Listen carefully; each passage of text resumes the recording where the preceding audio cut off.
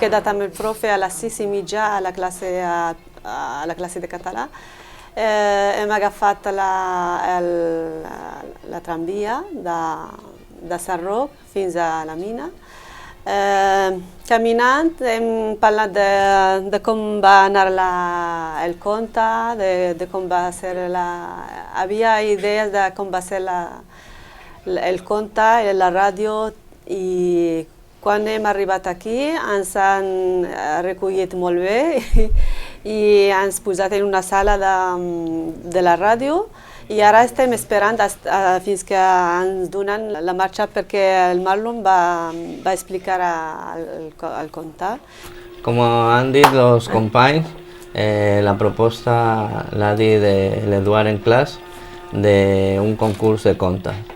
Ha preguntat a tothom qui voldria fer el conte o proposar alguna idea, y le he dit que me ofrecía voluntari para a la següent clase portar 3 ideas de posibles contes.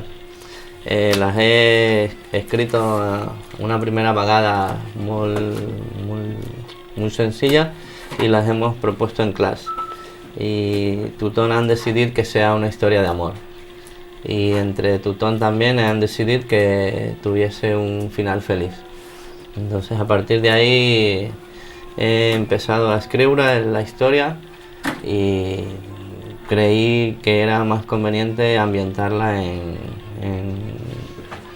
en una ciudad italiana, el tema de romanticismo y eso.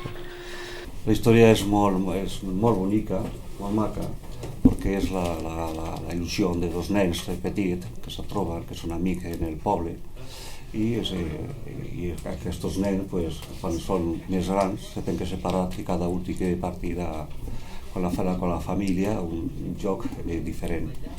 Que se van prometet amor eterno.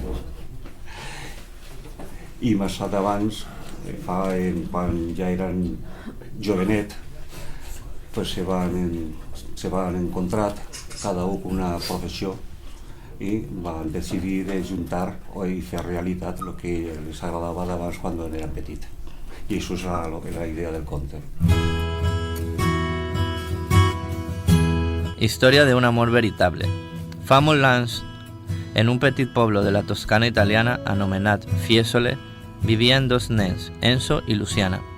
Enzo tenia 8 anys i pertanyia a una família amb molts diners de la capital italiana, que estiuejava cada any a Fiesole, on tenia una casa molt bonica.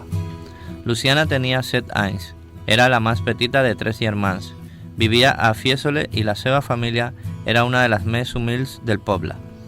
El seu pare, fuster, i la seva mare, costurera, lluitaven dia a dia amb l'esperança de poder donar als seus fills un futur millor, d'aquell que a ells els havia tocat veure.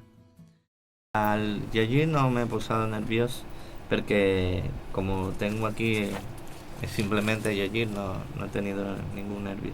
El resultado, sí, me escondo una mica rara, pero me ha agradado mucho la experiencia. Repetiría.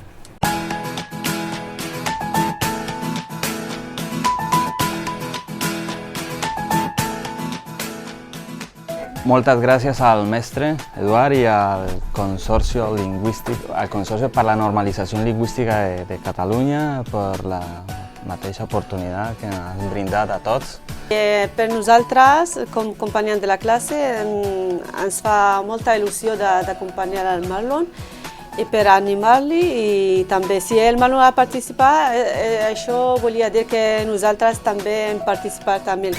Dar les gràcies a tothom, a mis companys també dar les gràcies, i el més important que crec que el pròxim curs continuarà el mateix.